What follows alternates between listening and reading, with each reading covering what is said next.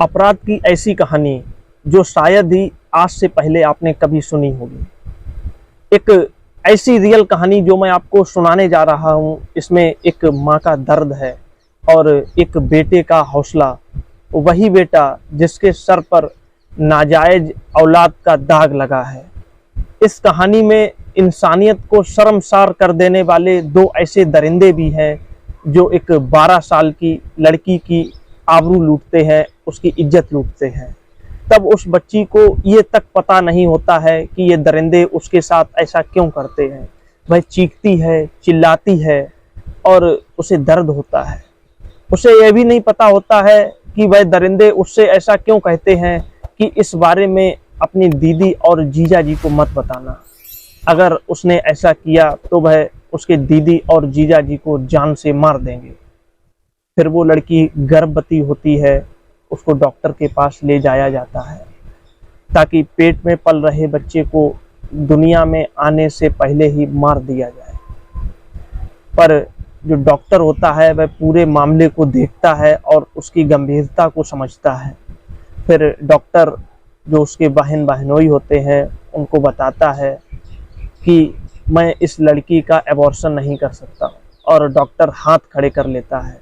Doctor कहता है कि अगर बच्चे के साथ ऐसा कुछ भी किया गया तो वह बच्चा जिस जिस्म में पल रहा है, आखिर जिस लड़की के गर्भ में वह लड़का पल रहा है, वह लड़की भी मौत के घाट उतर सकती है, अर्थात उस लड़की की जान भी जा सकती है। आखिरकार लड़की को उस बच्चे की माँ बनना पड़ा और वह जो लड़की होती है वह बिन ब्याही माँ बन गई। और जो बच्चा जब उसके होता है तो वह जो लड़की होती है वह अपने बच्चे को कभी गोद में भी नहीं ले सकी और हमेशा हमेशा के लिए उस बच्चे से दूर रही, क्योंकि जो लड़की के परिवार वाले होते हैं वह उस बच्चे को उसके किसी दूर के रिश्तेदार को दे देते हैं जिनके बच्चा नहीं होता है। समय के साथ साथ वो लड़की भी बड़ी हो जाती है। करीब 18 साल की उम्र में उस लड़की की शादी हो जाती है। पुरानी सभी बातें भुलाकर वह अपनी नई जिंदगी शुरू करती है। लेकिन कहते हैं कि कपड़े पर लगे दाग तो धुल सकते हैं, लेकिन अगर दामन पर कोई दाग लग जाए तो वह उम्र के किसी पड़ाव पर कभी न कभी उभर कर जरूर सामने आ जाता है। इस लड़की के भी साथ कुछ ऐसा ही होता है।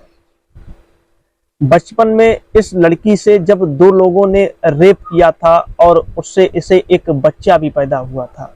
शादी के कई साल बाद उस लड़की के जो पति होते हैं, अब शादी हो गई है तो ससुराल भी आना जाना होगा, किसी भी तरीके से किसी भी प्रकार से उसके पति को यह बात पता चल जाती है।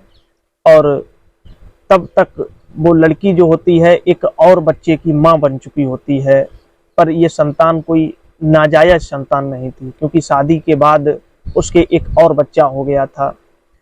जो बच्चा होता है बाकायदा इसके पिता का नाम होता है, पर पुराने दाग की वजह से इस लड़की के ही चरित्र पर सवाल उठाया जाता है कि तू ऐसी थी, तू शादी से पहले ये करवाती थी, तेरे एक बच्चा भी है। इस तरीके से लड़की को मानसिक रूप से बहुत ज़्यादा प्रताड़ित किया जाता है और फिर वो अकेली हो जाती है। कहते हैं लड़की के लिए दो घर होते हैं, या तो आप घर या बाप घर। लेकिन अब जो लड़की होती है वह अब तो ना अपने परिवार की है ना ससुराल की है। अब वो लड़का जो नाजायज था उसे कोई दूर का रिश्तेदार पाल रहा था, कहीं दूर पल रहा था। लड़की को इस बात की भनक नहीं थी। उसे भी पता चल जाता है कि वह जिसकी गोद में खेला पला बड़ा, जिसके यहाँ बचपन बीता, वह उसके असली माँ बाप नहीं है। अब लड़के के दिमाग में बार बार यही आवाज आती है, बार बार यही शब्द गूंजने लगते हैं कि आखिर फिर उसका असली पिता कौन है।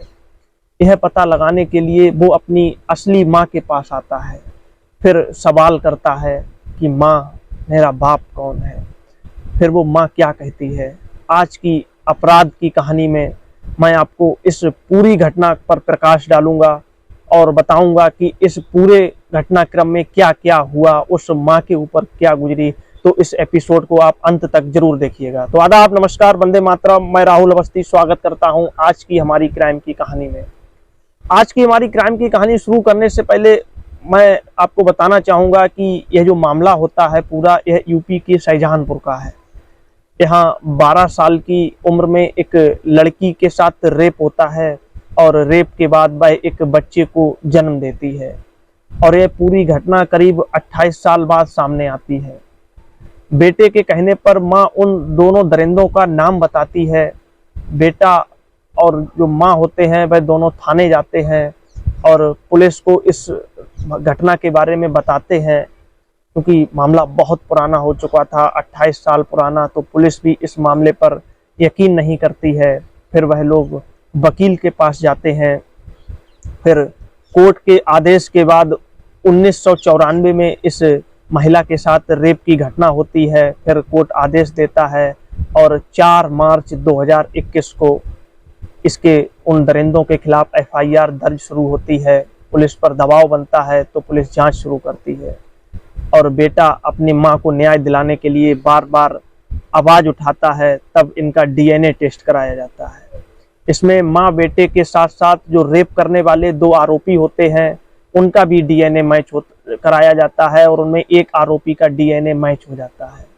इसके बाद पुलिस एक आरोपी को गिरफ्तार कर लेती है, जबकि जो मुख्य आरोपी होता है जिसका DNA सैंपल मैच कर जाता है वह DNA सैंपल देने के बाद से ही फरार हो जाता है। पुलिस उसकी तलाश कर रही है। इस दर्द भरी कहानी के बारे में जानते हैं कि उस पीड़ित महिला के ऊपर क्या गुजरी। हम उस पीड़ित महिला के बारे में बताएंगे कि उसने अपना दर्द किस तरीके से बयां किया। वह उसकी आवाज सुनकर वाकई में रोंगटे खड़े हो जाते हैं।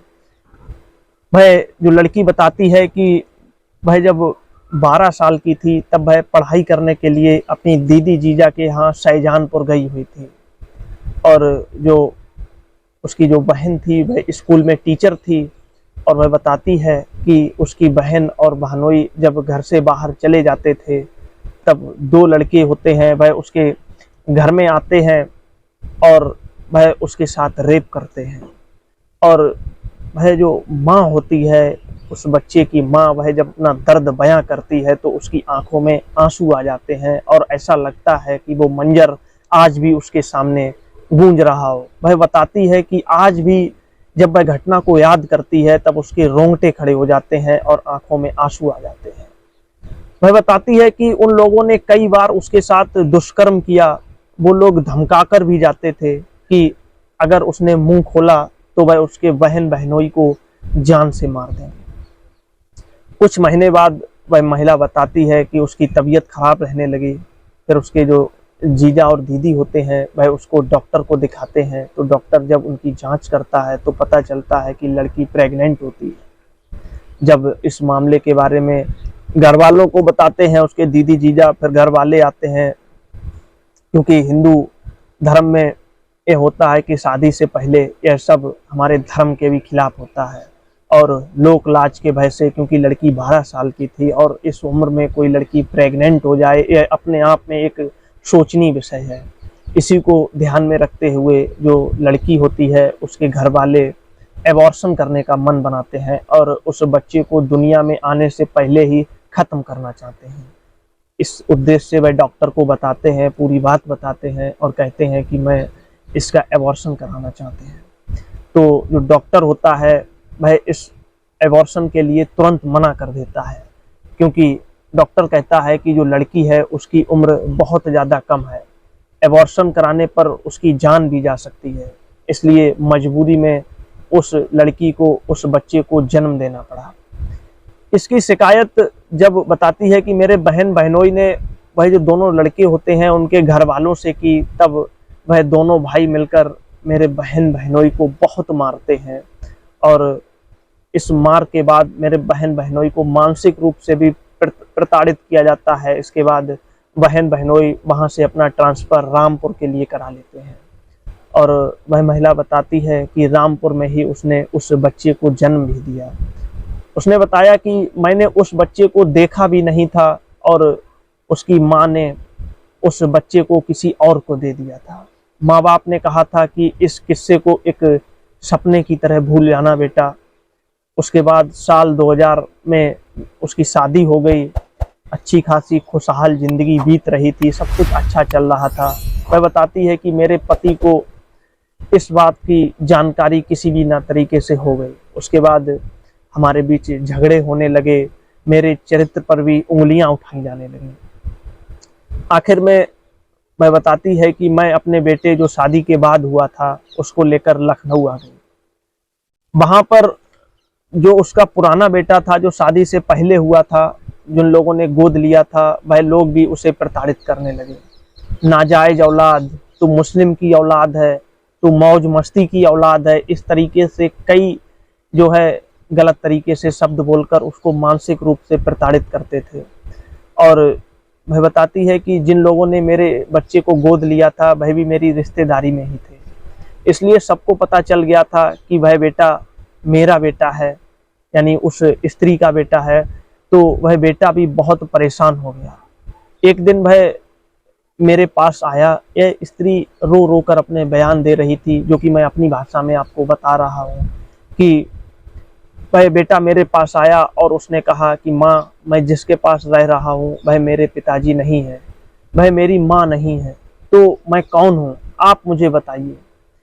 तो पीड़ित महिला कहती है कि छोटे पर तो मैं बेटे जो सवाल करता था उसके सवालों को टाल देती थी, कई बार तो उसको डांट भी देती थी, किसी तरह चुप करा देती थी। लेकिन जब वह बड़ा हो गया तो वह जिद पकड़ कर बैठ गया कि माँ मुझे बताइए कि आखिर मेरे पिता कौन है।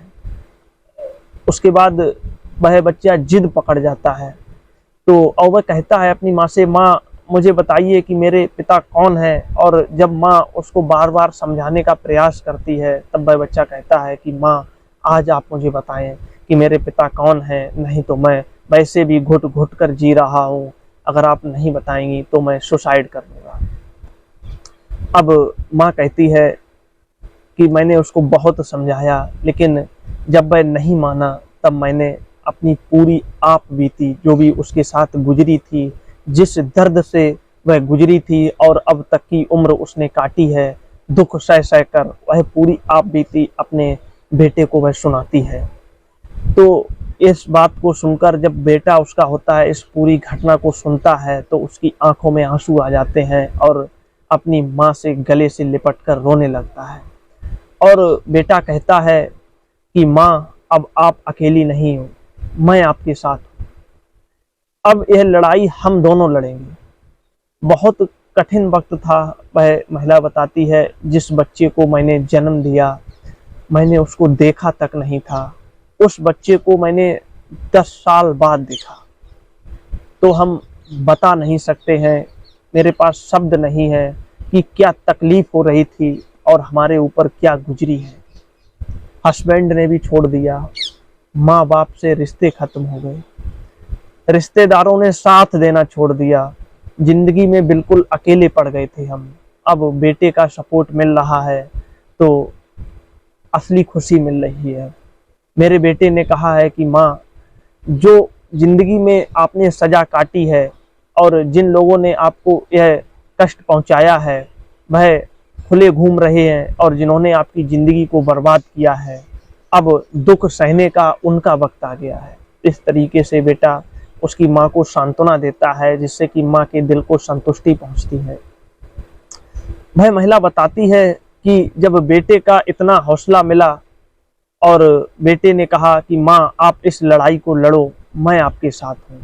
वह कहता है कि माँ अगर आप यह कदम नहीं उठाओगी तो मैं सुसाइड कर लूँगा। बेटा अपनी माँ को बार बार कहता है कि माँ, जिस दर्द से मैं गुजरा हूँ, जो जो अपशब्द मैंने झेले हैं आपने झेले हैं, और जिन लोगों ने यह सब मौका दिलाया है, जिन्होंने आपको इतना कष्ट दिया है, वह खुले घूम रहे हैं, वह ऐसा हो ही नहीं सकता है, उनको सजा जरूर मिलनी चाहिए। इसके बाद वह दोनों पुलिस स्टेशन जाते हैं और अपनी कंप्लेंट करवाते हैं। तब कोर्ट के आदेश के बाद पुलिस उनकी कंप्लेंट दर्ज कर लेती है और उन दोनों के सैंपल लिए जाते हैं, और उसके साथ में जो 2 आरोपी होते हैं, 2 भाई होते हैं, उनके भी उन दोनों भाइयों का नाम गुड्डू और नकी हसन होता है, उनके डीएनए सैंपल लेते हैं।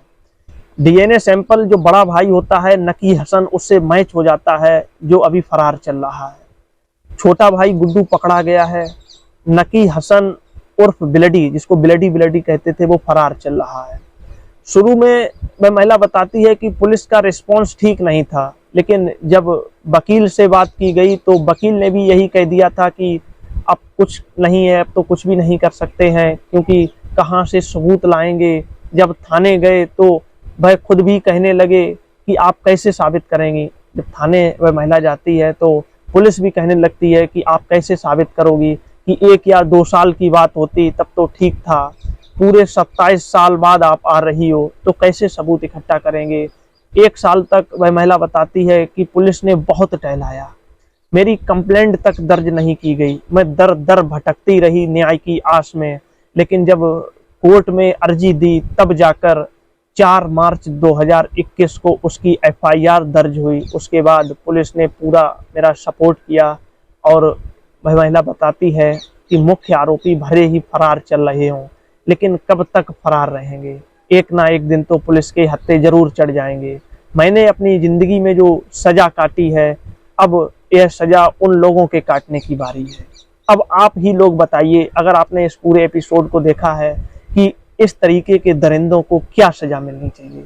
आज की न्याय तक के इस एपिसोड में इस कहानी को सुनाने का मतलब मेरा किसी के भी दिल को ठेस पहुंचाना नहीं था, बस आप लोगों को जागरूक करना था कि सतर्क रहिए और लोगों को भी जागरूक करते रहिए। अगर आप लोगों के पास कोई इसी तरीके की कोई सच्ची कहानी है तो आप हमारे इंस्टाग्राम पेज पर हमें भेज सकते हैं, हम जरूर अपने अगले एपिसोड में आपकी कहानी को शामिल करेंगे। तब तक के लिए नमस्कार।